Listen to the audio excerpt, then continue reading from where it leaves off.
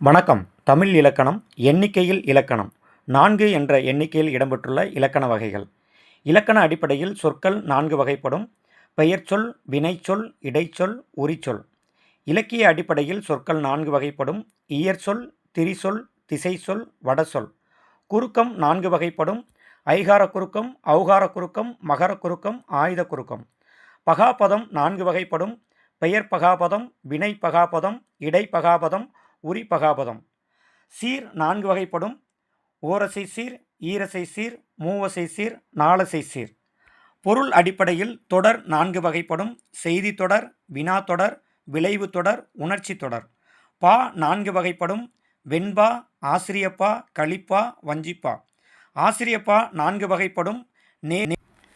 நேரிசை ஆசிரியப்பா, இணைகுரல் ஆசிரியப்பா, நிலைமண்டில ஆசிரியப்பா, அடிமறி மண்டில ஆசிரியப்பா.